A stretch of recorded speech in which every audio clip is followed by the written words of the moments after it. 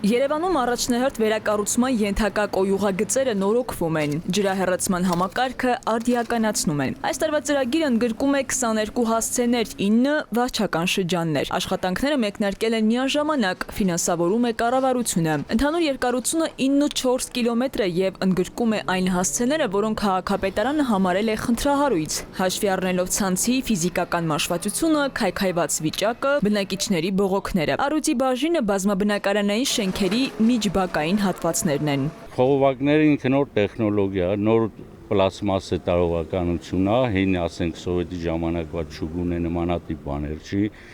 ամբողջովին ինքը լցվում է բազալտե խճով, որ քարեր մարեր իր, որ ինչ դուրս է գալի, անմիջապես հեռացվում է ստեղից իր հանված հողը, լցվում ամբողջովին բազալտե փոշին։ Մուշական ջրաշեն հատվածում նոր կոյուղատար ցանց են կառուցում։ Թարմացվել էր Էրեբունի արգելոց թանգարանի հարակից տարածքի ամբողջ կոյուղագիծը։ Խնդրահարույց հասցեներից մեկն էլ Մալաթիա Սեբաստիա վարչական շրջանն է։ Այժմ Սվաճյան փողոցում են աշխատանքներ կատարվում։ Ոռոգման գծեր են հիմնանորոգում։ Շինաշխատանքները սկսվել են սեպտեմբերի 3-ին, նախատեսում են ավարտել հոկտեմբերի վերջին։ Կոյուղու երկարությունը 1030 մետր է։ Իհարկե մաշված էր։ Կոյուղագծերը բավականին երկար տարիներ համարյա թե այն կոսմետիկ ինչ-որ բաներ էր արվել, այն ինչ-որ հիմա է արվում, հիմնանորոգում է ամբողջ գիծը, ամբողջ 300 մմ տրամաչափով գիծ է փոխվում եւ սա արդեն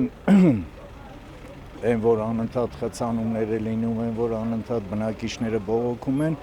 հիմա բավականին սրանով էլ արդեն ահագին թեթևանում է։ Ամենակարևորն այն է, որ